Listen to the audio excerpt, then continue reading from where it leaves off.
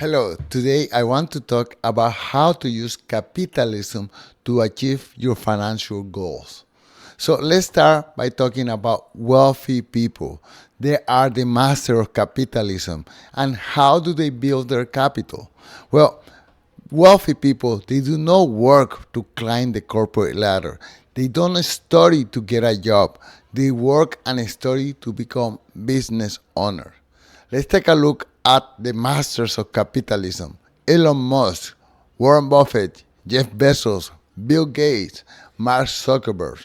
All of them are billionaires because they created their own business. And I am not Elon Musk by all means. Oh man, I wish I had a little bit of the capitalist sense that he has. But I came to Canada as an immigrant, and since the moment I arrived here, I saw a world full of opportunities, and I decided to become self-employed. And since then, well, I can tell you I had so many failures, but I had a few successes. I created a dance school with my dance partner that was a great success.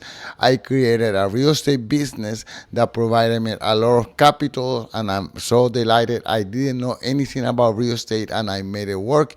And I created lately a photography business that is keeping me happy, occupied. I have a rich social life thanks to my photography business. So in a capitalist system, this is how it works. You earn money through your labor or from your capital.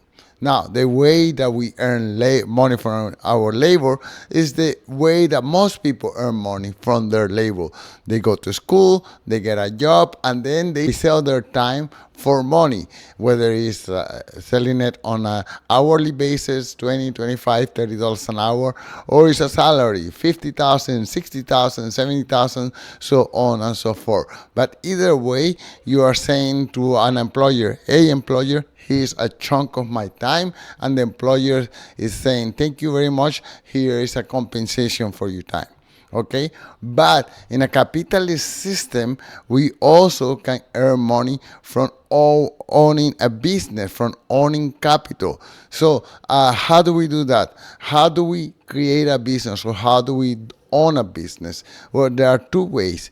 Either we create a business from zero, or we buy a business. We can either buy a whole business, or we can buy little slices of a business. So for example, when I created my dance school, I said, okay, I don't have any capital, but I'm going to use my creativity to create a business. So actually, in a dance school, what it is that I rented a space. Right, I decorated with mirrors, wooden floor, paintings of dancers, so on and so forth. And then I got some students to marketing, and we were teaching, my partner and I were teaching dance classes, and those dance classes multiplied by many, many, many dance classes. We had helpers, we had other teachers working with us, and that became a full-time business that provided regular income for my partner and I month after month. So this is how we created a business, okay? But not everyone have the stamina or the creativity or the time to create a business. So the other alternative is to buy pieces of a business, okay? And the way to do that, the most efficient way that I find is through the stock market. There are many other ways, but I find this the most efficient way, okay? So the way it works is that you can, with little amount of money, you can buy little pieces of companies, or pieces of group of companies all put together in a financial product just for you. So for example, if you have, I don't know, $100, you can buy a piece of a stock of Tesla, of Disney, of Costco, of Apple, of Microsoft, so on and so forth. You know, you can just say, I have $100 to invest, and you know, if the stock costs $50 a share, you can buy 2 shares. But let's say it costs $200 a share, then you can buy half a share. Either way, if you can, the stock market, or investing in the stock market, is extremely flexible. It allows you to invest on how many on your time frame. If you want to buy stocks every week, every month, every quarter, every year, you can do that. It allows you to buy the amount of money that you are comfortable investing, so on and so forth. What I do is that I buy group of stocks. This group of stocks are called indexes. So I buy an index that represents the whole United States economy. So this index, of course, is worth trillions of dollars, but I buy, let's say, $100 every week or every month, so on and so forth. And I have been doing that for, I don't know, almost 20 years. So these little investments over time, they have continued to grow little by little. It has grown so much that now that investments produce more money for me than I can produce myself from my own labor.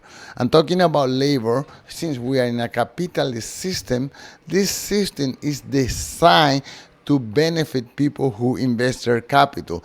It is designed to our tax system, whether you are in the United States or Canada. Whenever you earn money from your investment, those earnings are taxed at a lower rate. Okay, so it just helps people or help it incentivize people to invest money for their retirement, and that money that we invest, other companies can use as their capital for them to create employment, to create structures, to create infrastructure to build the country itself. So it's just a fantastic system. Now, let's say you want to have enough capital in order for you not to have to work ever again for the rest of your life. How much capital do you need? Well, for that, I use something called the 4% rule, okay? And the way it works is, let's say, close your eyes and think, okay, how much money do I need every year in order for me to live comfortably? Okay, so you close your eyes and you came to a figure. Okay, let's imagine that you said that you need $50,000 in order for you to live comfortably, stress free, blah blah blah. Okay, so then how much money do you need in order to have $50,000 of to expend every year? Well, it's a simple mathematical equation. You take that $50,000 and you multiply it times 25. Okay, so that will give you $1,250,000. So this is the amount of money that you will need to invest in capital in order to have the equivalent of $50,000 per year in perpetuity for the rest of your life. Okay, so it's actually not $50,000 a year. This will adjust, let's say, for inflation, and it will increase year after year. So you will be able to withdraw the following year, let's say, I don't know, $52,000, and then the year after that, $55,000. I'm just making this up now, but it just grows every year. You can withdraw a little bit more money. Now, how do you invest this money the most efficient way? Well, there are many ways that people can invest their money. A lot of people talk about investing their money in real estate. Actually, I hate real estate. I think it's a lot of work, a lot of responsibilities, and the returns are not there to justify all this labor and stress. And in addition, you can just invest money in the stock market and earn just as much with zero or no stress. So that's my point of view. You can invest in collectible. People buy, I don't know, wine, cars, paintings, so on and so forth. And I'm not saying that that's a bad idea. In fact, I think it would be fun, except that me personally, I don't know much about all these collection items. I don't know much about paintings. I don't know much about wines. I don't know much about anything. So for me, it would be a horrible idea. But maybe you are an expert in something, Pokemon cards, let's say, baseball cards, or wines, who knows? So maybe you have enough knowledge to make that a suitable investment of capital. And then there are other things that I call it exotic investments, things like cryptocurrency, for example, that I don't believe in. I think it's just hand, like look at me, look at me. I can buy this for I don't know. I can buy this cryptocurrency for $50,000, hoping that somebody else will buy it for even higher price without any reason whatsoever. Oh, supply and demand of what? Anyways, don't get me started on that. I think I don't agree with it whatsoever. But coming back, I think the most feasible, the most available investment for everyone is just the stock market. And the vehicles that I like to use are this vehicle called index funds, which is a regroupation of many stocks together. I, in particular, buy the Standard and Poor's Index Fund, which is a compilation of the 500 biggest corporations in the United States. So every time I buy that, I buy a little piece of all these 500 corporations. So it's up to you to do your homework, but this is the one that I am a true believer in this kind of investment. So that's it. This is how capital works. This is how you can benefit from capitalism.